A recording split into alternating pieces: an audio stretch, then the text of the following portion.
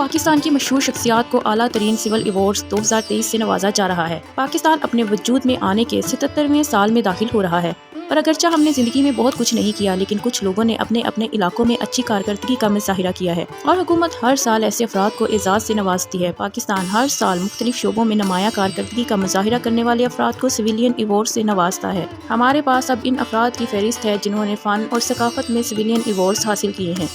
یہاں چند ایک ہیں۔ سب سے پہلے ان ستاروں کی بات کرتے ہیں جنہیں اگلے 23 مارچ کو تمغہ امتیاز ملے گا۔ ان میں پہلے نمبر پر اداکارہ سجل علی ہیں۔ اداکارہ اور میزبان جگن کاظم کا نام بھی شامل ہے۔ اس کے علاوہ عبدالباطن فاروقی صاحب کو بھی تمغہ امتیاز ملے گا۔ عمران عزیز کمال کو بھی تمغہ امتیاز ملے گا۔ شہزاد رفیق صاحب ڈائریکٹر ہیں۔ فضا علی مرزا جو پروڈیوسر اور رائٹر ہیں۔ اس کے علاوہ فاروق حسن جو کہ میزبان ہیں، ان سب کو تمغہ امتیاز دیا جائے گا۔ اب حلال امتیاز کی بات کرتے ہیں۔ وہ ستارے جن کو حلال امتیاز سے نوازا گیا ہے وہ یہ ہیں: بلال نشاری جو کہ ڈائریکٹر ہیں، جاوید بشیر جو گلوکار ہیں، فقیر محمود یہ بھی گلوکار ہیں۔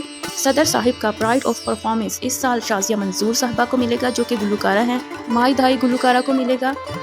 اس کے علاوہ عنایت حسین بھٹی جو کہ اداکار اور ہدایت کار ہیں، ان کو ملے گا، اور عجب گل جو کہ اداکار ہیں، ان کو ملے گا۔ اس کے علاوہ عدنان صدیقی صاحب جو کہ اداکار ہیں، نغمہ جو کہ اداکارہ ہیں، شیما کرمانی جو کہ ڈانسر ہیں، ان سب کو صدر صاحب کا پرائڈ آف دی پرفارمنس ملے گا۔ ستارہ امتیاز لینے والوں میں سرمد سلمان کھوسر جو کہ اداکار اور ہدایت کار ہیں، ان کا نام بھی شامل ہے۔